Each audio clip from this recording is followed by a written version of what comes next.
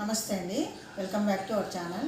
ఈరోజు మన ఛానల్లో మా ఇంట్లో బ్రేక్ఫాస్ట్ రాగి రొట్టె అండి. అది ఎలా తయారు చేయాలి, వాటిలో ఏమేమి వేసి చేస్తే బాగుంటుంది చూపిస్తారండి. రాగి రొట్టె అన్నాను కదండి, రాగి రొట్టెలకి ఫస్ట్ క్యారెట్ తురుము వేస్తున్నాను. ఇది తోటకూర అండి, సన్నగా కట్ చేసి పెట్టుకున్న తోటకూర అందులోకి వేస్తున్నాను.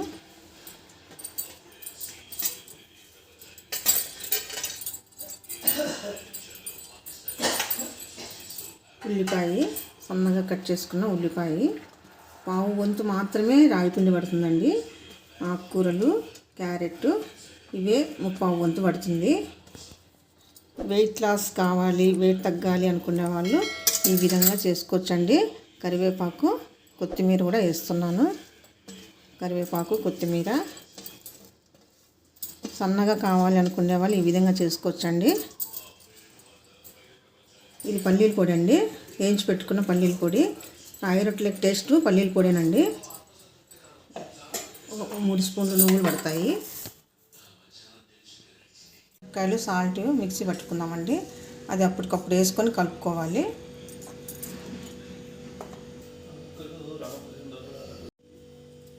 మెత్తగా పేస్ట్ వేసుకున్నాం కదండి. ఉప్పు, పచ్చిమిరపకాయలు ఇట్లా పేస్ట్ చేసుకొని వేసుకోవాలి. కారం పడుతుందండి రాగి రొట్టెకి. పిండి పావు వంతు వేస్తున్నాను.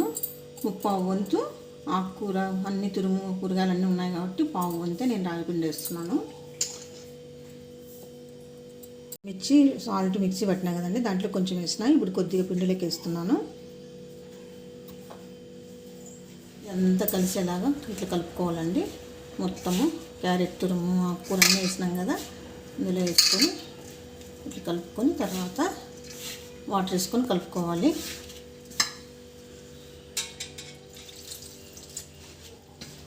నేను పావు భాగమే రాగిపిండి అని చెప్పినా కదండి.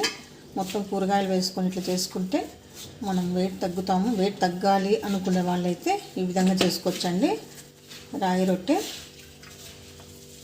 ఈ విధంగా అంతా పిండి రాగి పిండిలో కూరగాయలు, ఆకుకూర, క్యారెట్ అంతా తురుము పెట్టినాం కదా, ఇదంతా బాగా కలుపుకోవాలండి. ఇట్లా ఇప్పుడు రాగి రొట్టెని చేసుకుందాము. ఇది భక్షాల పేపర్ కదండి, మనం భక్షాలు చేసుకున్న పేపర్ అండి ఇది. దీనికి ఇట్లా ఆయిల్ పట్టించేసి దీని మీద తట్టుకోవాలా. చేత కాని వాళ్ళు కూడా, రొట్టెలు చేసే చేత కాని వాళ్ళు కూడా ఈ భక్షాల పేపర్ పెట్టుకొని చేస్తే చాలా ఈజీగా వస్తాయి చూడండి.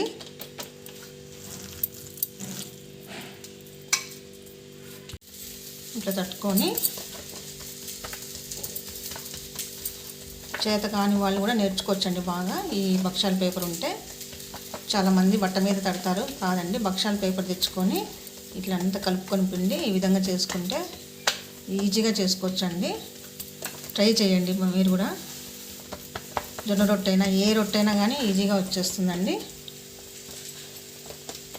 ఇవి తింటే రాగి రొట్టె బలము.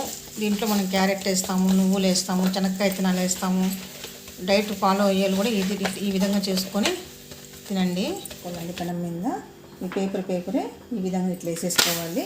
ఈ పేపర్ కొంచెం హీట్ ఎక్కితేనే తీసేకైతుందండి, లేకపోతే కాదు, రొట్టె అతుక్కొని వస్తుంది. కాబట్టి ఇది ఇట్లనే ఉన్నట్లు ఇంకో రొట్టె కట్టుకున్నాము. ఇంకో పేపర్ మీద హీట్ ఎక్కితే పేపర్ లేసేస్తుందండి, లేకపోతే పేపర్ లేసి రాదు. ఇట్లా లేసి రావాలి పేపరు. ముందుగానే అయితే అతుక్కొని వస్తుంది కాబట్టి కొంచెం హీట్ ఎక్కినాక వేసుకోవాలా. ఇప్పుడు తిప్పుకుందాము.